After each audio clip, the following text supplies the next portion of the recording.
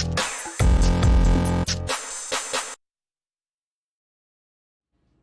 Steelers fans, I'm Thomas Mott. Welcome into today's Pittsburgh Steelers news and rumor video where I'm going to jump into 5 free agent offensive linemen, the top 5 free agent offensive linemen the Steelers should go ahead and look at adding here during the 2022 NFL free agency, which, we're into February now, is just a couple of weeks away, technically a month and a half away. Either way, it's coming, and there are 5 people, 5 free agent offensive linemen the Steelers should definitely go ahead and look at. Let's start, though, with the team outlook, an overlook here. Now, Pittsburgh's going to have enough money to sign anybody. Like, they're going to have $32+ million in cap space. That's enough to go ahead and get 1, maybe even 2 starting really, really good offensive line options to replace tackles, or replace guards, or even go ahead and replace centers. Now, with Big Ben Roethlisberger officially retiring, this makes adding the offensive line and improving the offensive line even more important because you might have a rookie quarterback back there, a young quarterback back there, any quarterback back there needs to go ahead and have some protection up front. Big Ben did not have that this season. I think the Steelers are going to go ahead and not only improve the offensive line, but help out whoever is the quarterback going into 2022. Now, your team needs, obviously, quarterback. We talked about that.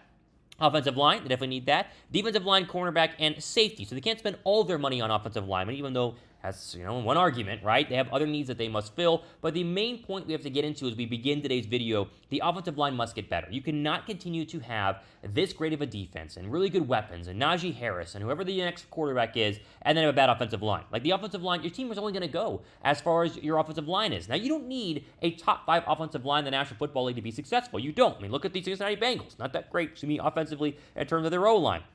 You've got to be decent, though. You have to be able to run the football. You got to be able to protect the quarterback. Those are all things the Steelers O-line was not able to do. And so today, we'll focus in on the 5 players they could go ahead and grab to replace whoever they currently have on the offensive line or to fill important needs at the starting position. Now, how important is it that improving the O-line happens this offseason? How important is improving the O-line in your opinion? Scale of 1 to 10. Let me know down below in the comments section. I'm at a 10 right now. I think you guys would agree. Let me know down below right now in the comment section your thoughts on how important it is to improve the offensive line.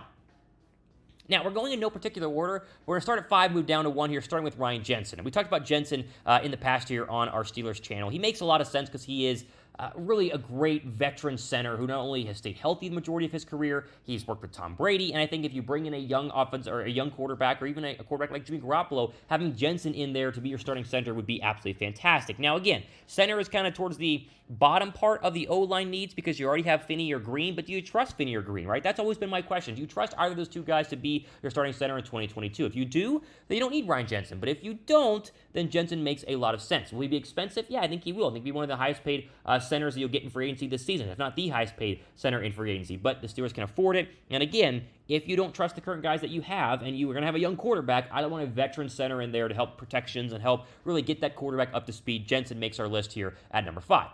Now, ad break, pin comment down below. Which O-line position needs the most help? Is it guard? Is it tackle? Or is it center? Let me know which one you guys think needs the most help down below in the comment section right now.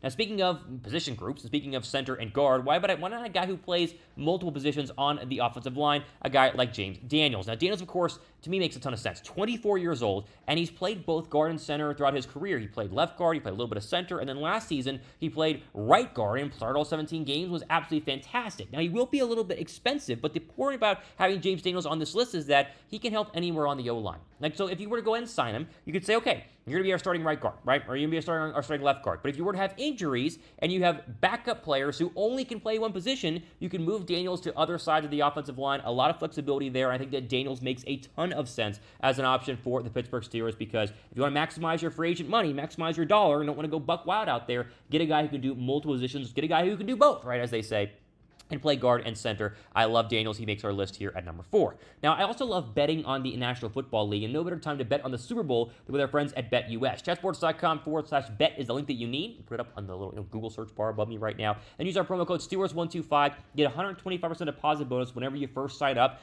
using our link and our promo code, right? So you put $100 down. Use our promo code Steelers125. It turns into $225 for you guys to bet on the Super Bowl. Right now, it's Rams -4. You want to go there? That's fine. You want to go Cincinnati +4 like I will with my BetUS account? That's fine too.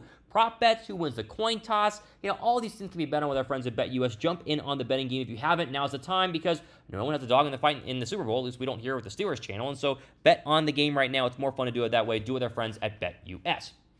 All right, next player on our list, talked about him in the past before, Laken Tomlinson, the guard from the San Francisco 49ers. Now, this was the one problem with Tomlinson. Like, the one issue, he might not actually make it to free agency. Now, he's slated to be a free agent, but I think the 49ers are probably going to go ahead and try and sign him because he has been a very, very good starting left guard for them the majority of his career since being a third-round draft pick of the 49ers a couple of years ago. I love Tomlinson again. You improve that offensive line. You improve the guard position as well. But we go quick here on him just because I just don't know if he's going to make it to free agency, but he definitely has to make our list because if he's there, this is a guy you want to go ahead and grab. That's why he comes in here at number 3. All right, you guys think the Steelers should sign or draft offensive linemen, right?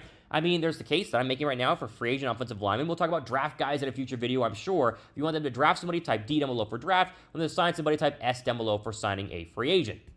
All right, final 2 players on the list, the top 2, the most expensive 2, but the best 2, starting with the guard, Brandon Scherff from the Washington football team. This guy is absolutely incredible.